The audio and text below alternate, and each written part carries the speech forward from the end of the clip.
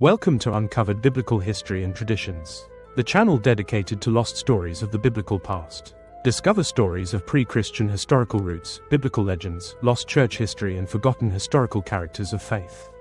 It is very helpful if you hit the like, subscribe and share. Help build my channel and let's take a look together into these uncovered forgotten tales.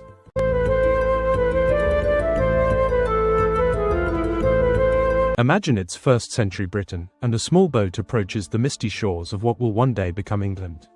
Among the passengers stepping onto British soil is a woman whose name will echo through history, Mary, the mother of Jesus Christ. Sound impossible? What if we told you there's more evidence for this extraordinary claim than you might think? Today, we're diving into one of history's most intriguing mysteries. Did the Virgin Mary actually finish her earthly life not in the Holy Land, but in ancient Britain?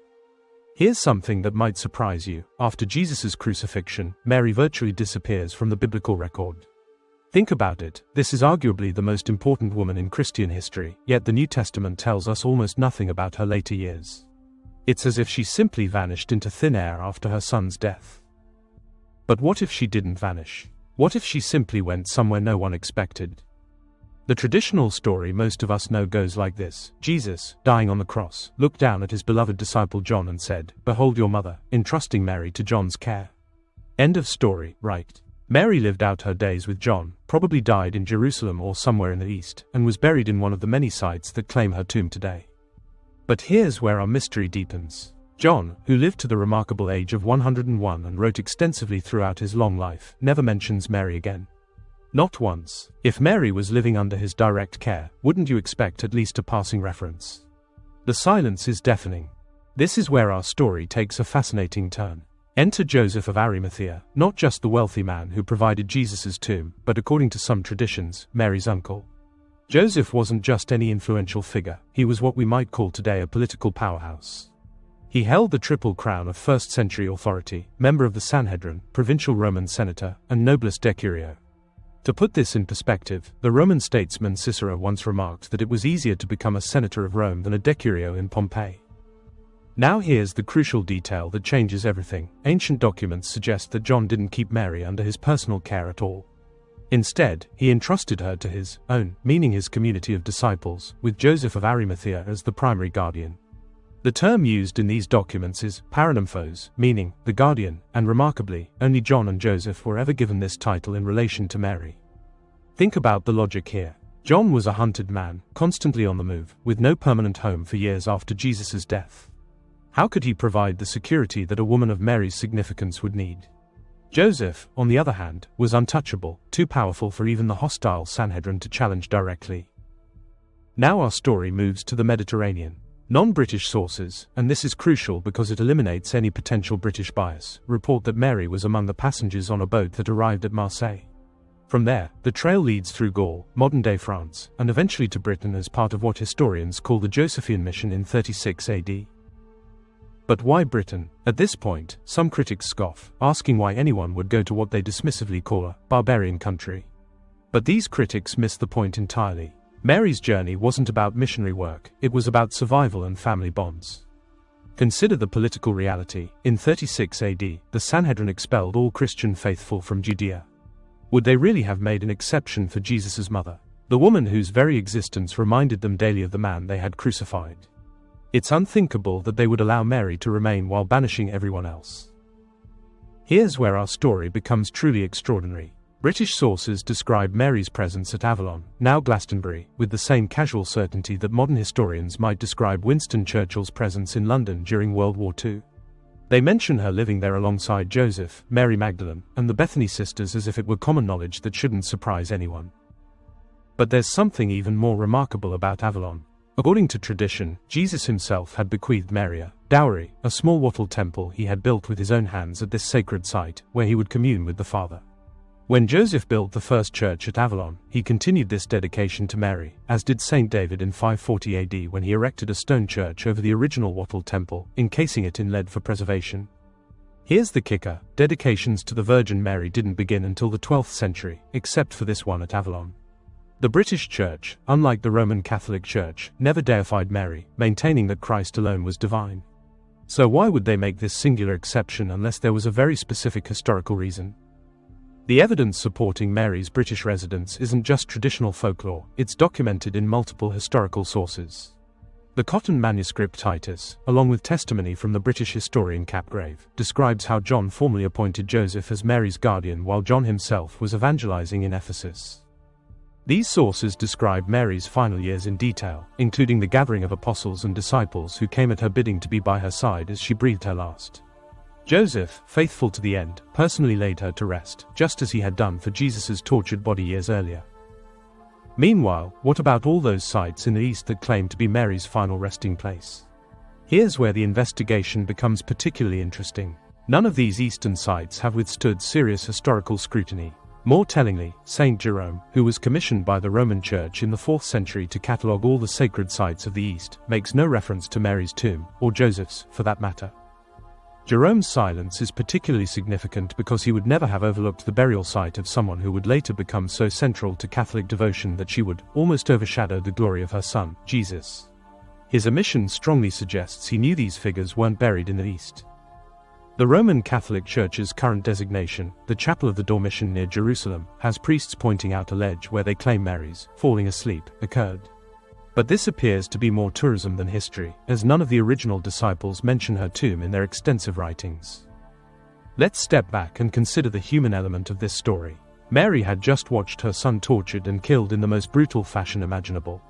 The land held nothing for her but danger and traumatic memories. Her only remaining happiness lay in being with those who had known and loved Jesus. Joseph, her uncle and protector since Jesus' childhood, had pledged his life to the Christian cause. His family responsibilities had dramatically increased after the crucifixion.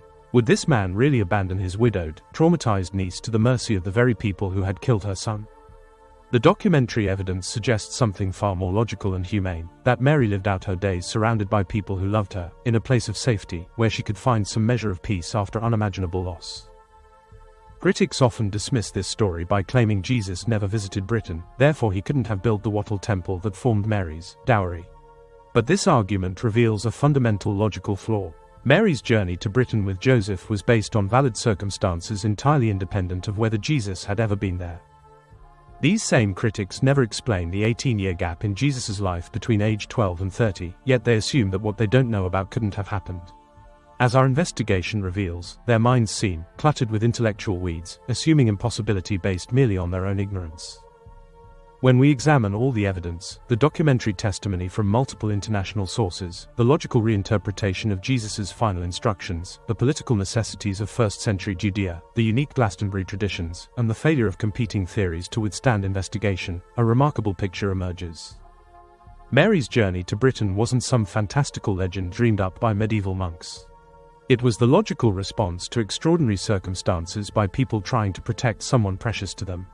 Joseph of Arimathea, with his unassailable political position and family connections, provided the one safe haven available in a world that had become hostile to everything Mary represented. The evidence suggests that Mary, the mother of Jesus, did indeed finish her earthly journey not in the land of her son's crucifixion, but in the misty hills of ancient Britain, surrounded by people who loved her, in a place where her son had once built a small temple with his own hands as a gift to his mother.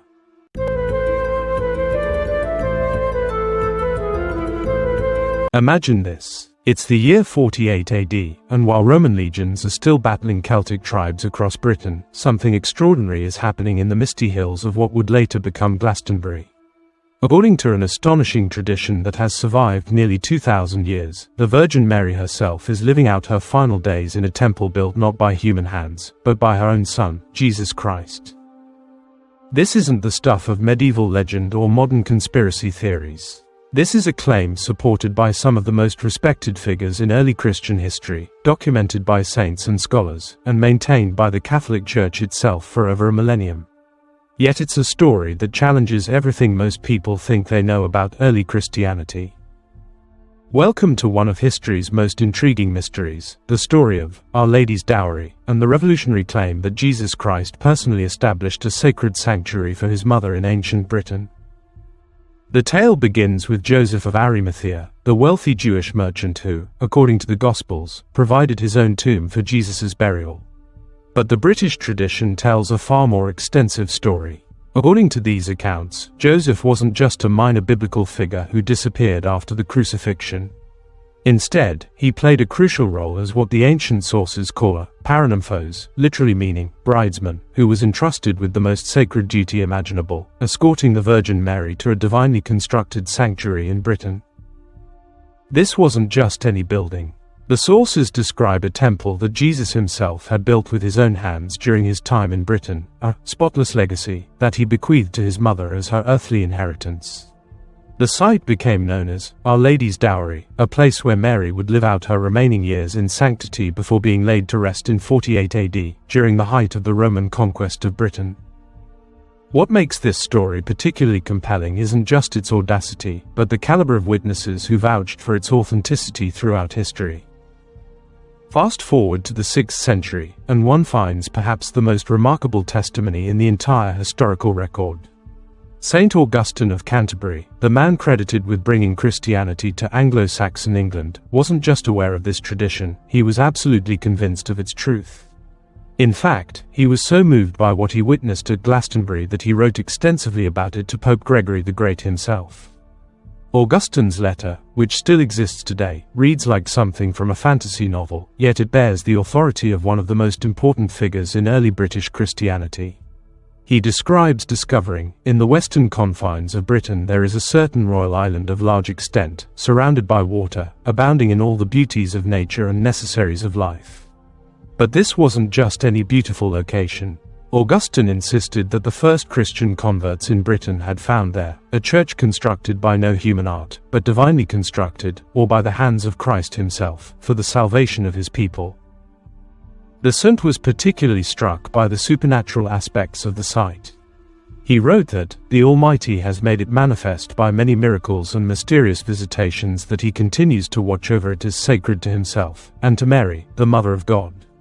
This wasn't casual observation. Augustine was writing to the Pope with what he clearly believed was one of the most important religious discoveries in Christian history. Perhaps most significantly, Augustine identified the location specifically as the place where the very first disciples of Christ in Britain had discovered this divine temple, and he was writing about events that had occurred nearly 600 years earlier, suggesting that the tradition had been consistently maintained across centuries. But the story takes an even more extraordinary turn in the year 540 AD, when Saint David of Wales arrived at Glastonbury with plans to rededicate the ancient church.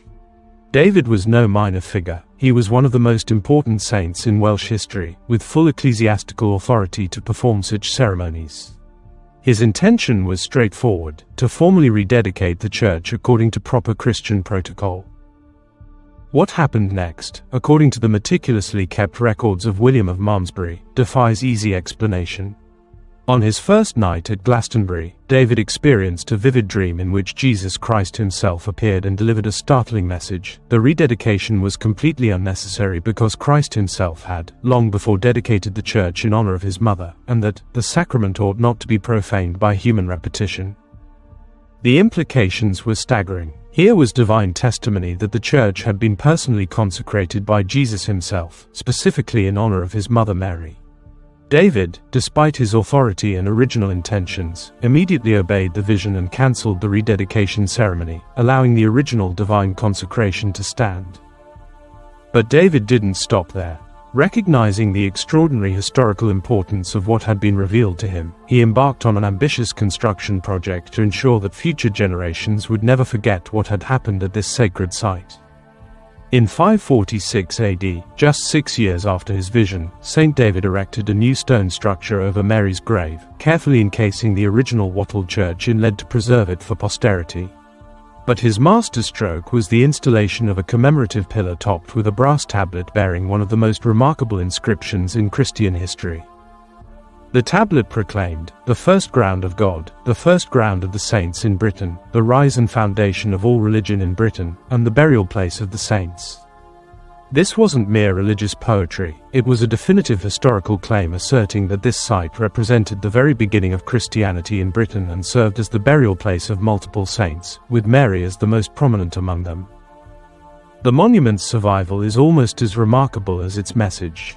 The brass tablet and its stone pillar endured for nearly 1,000 years, remaining intact even through the tumultuous period of Henry VIII's dissolution of the monasteries. When it was finally recovered, Archbishop Usher documented its existence in 1639, and it passed through the hands of several prominent historians, including Sir Henry Spelman, who described it in his scholarly work, Concilia. Perhaps no figure is more crucial to understanding this tradition than William of Malmesbury, the 12th century Saxon historian who was granted unprecedented access to what may have been one of the world's most important libraries. The Abbot of Glastonbury didn't just give William permission to research the abbey's history, he invited him to live there and provided him with complete access to the famous Glastonbury Library, which contained original documents dating back to Druidic times. This access was extraordinary because William was researching and writing before the Great Fire that would eventually destroy the abbey and its incredible collection of historical documents. In essence, he was working with primary source materials that would later be lost forever, making his work potentially the most precious document of the British Christian Church in existence. William's research methodology was remarkably thorough. He wasn't simply collecting legends or folklore, he was systematically examining original documents, cross-referencing sources, and applying the scholarly standards of his time to create a comprehensive history of British Christianity from its very beginnings. His findings consistently supported the tradition of Mary's presence in Britain, Jesus' personal construction of the sacred temple, and the site's role as the foundation of British Christianity. The story takes a poignant turn in the 20th century with the work of Reverend Lionel Smith at Lewes, the vicar of Glastonbury, who dedicated much of his career to investigating these extraordinary claims. Lewes wasn't a casual enthusiast, he was a serious scholar who applied rigorous historical methodology to examine the evidence for Jesus and Mary's British residence. By 1953, after years of painstaking research, Lewes made a breakthrough.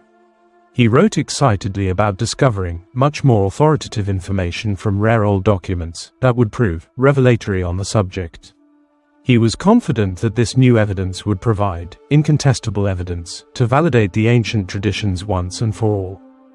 Lewes was preparing to publish what he intended as his definitive work on the subject, the culmination of decades of research that would finally settle the historical questions surrounding Glastonbury's origins. He was 86 years old and knew that time was running short. Tragically, Lewes died suddenly just 1 week after writing about his discoveries. His revolutionary findings died with him, leaving historians to wonder what evidence he had uncovered that had made him so confident about proving the tradition's validity.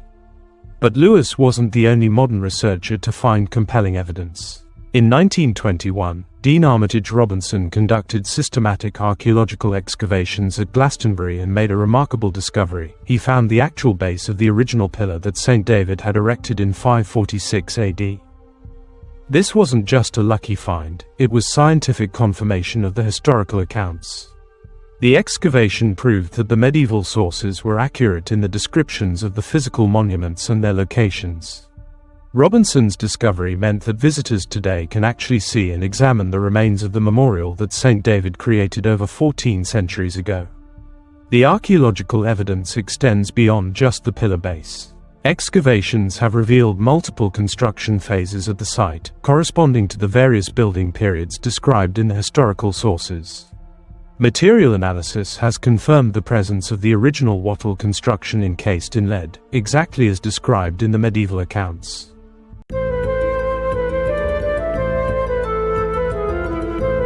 Imagine this, you're standing in the ruins of what was once England's most powerful abbey, surrounded by ancient stones that have witnessed over 1,000 years of history. The morning mist clings to the crumbling walls, and there, embedded in the weathered masonry, you notice something extraordinary. A simple stone tablet, worn smooth by centuries of English weather, bearing just 2 names, Jesus, Maria. What you're looking at might be the most controversial monument in all of Christianity.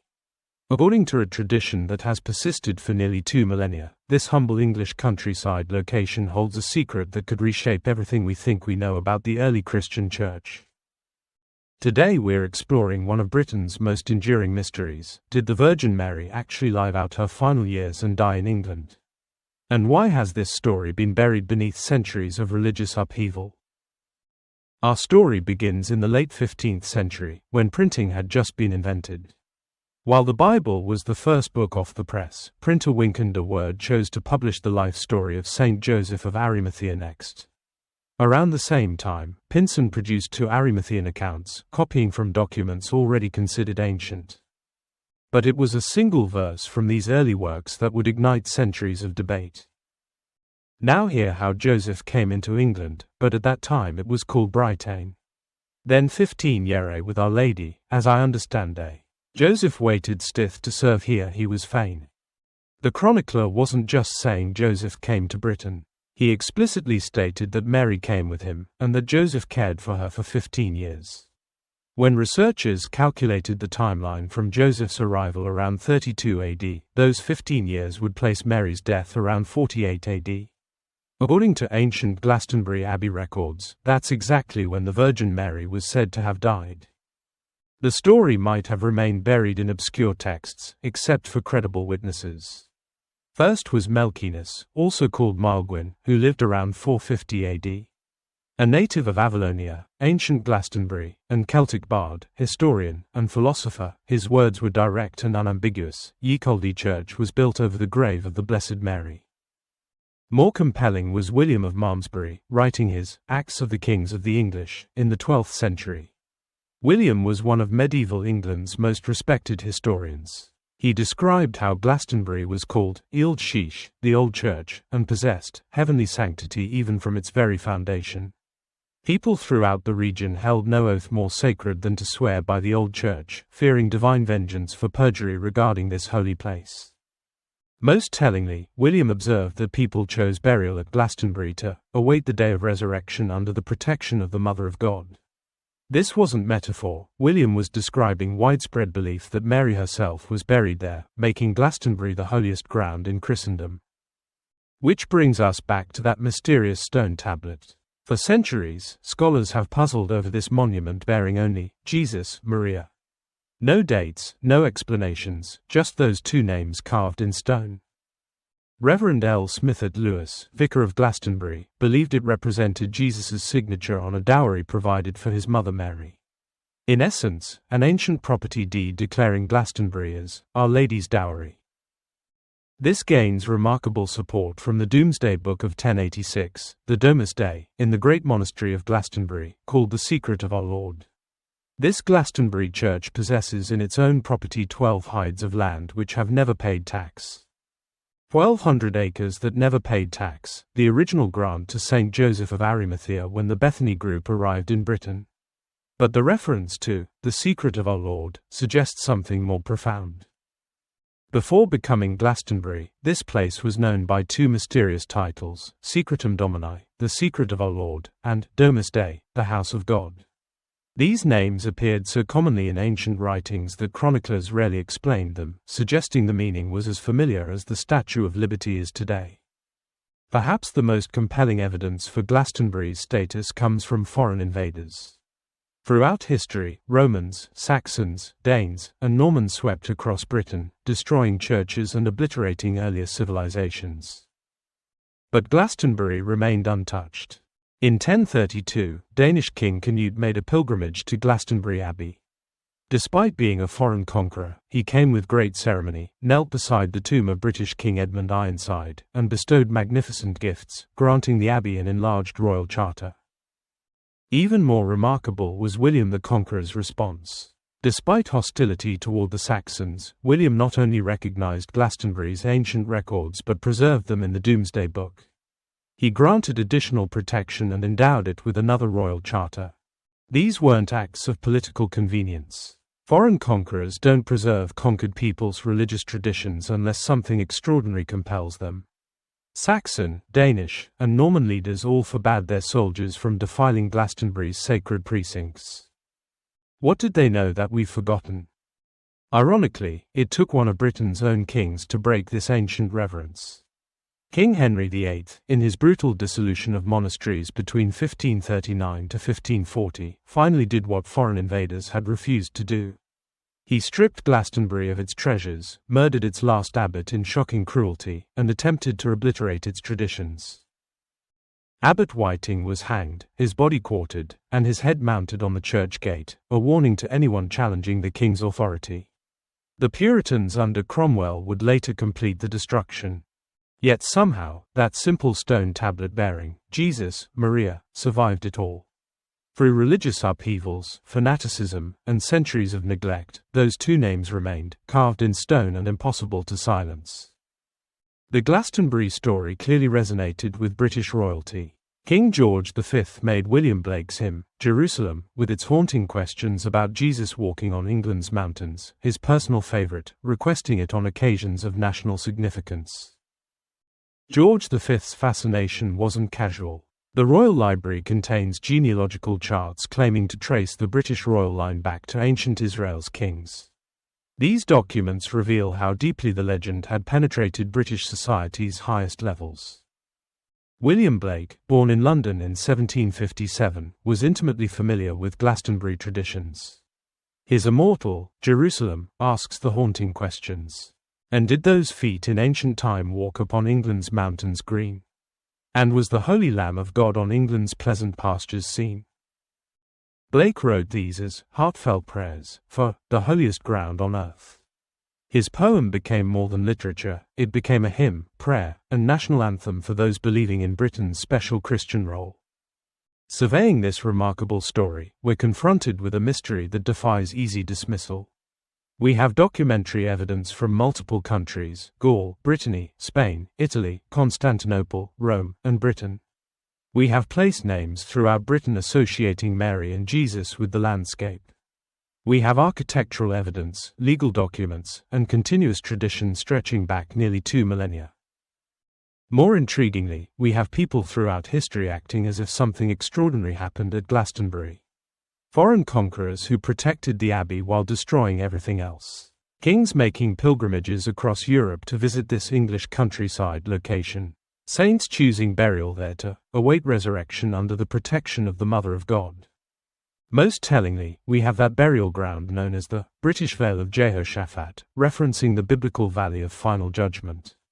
The Celtic name, Avilion, carries the same meaning, the Isle of Departed Spirits.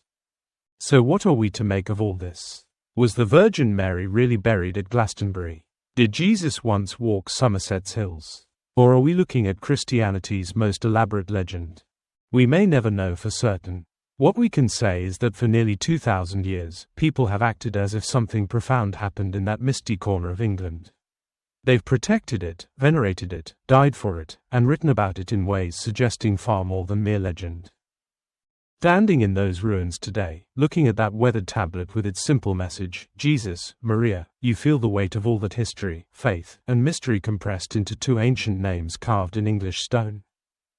Whether you believe the story or not, one thing is undeniable: Glastonbury's secret refuses to stay buried. Like that tablet surviving Henry VIII's destruction and Cromwell's purges, the tradition persists, waiting patiently for each generation to discover its extraordinary claims. If you would like further context and the rest of the story, check out previous videos and future videos. If you would like more information where to research this subject, pause this image and look into these resources or find resources in description. If you have book sources or links of your own on this subject, please share in comments or email me. Thank you.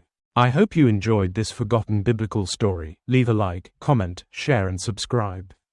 This is very helpful. Join me next time for another lost story of our biblical history.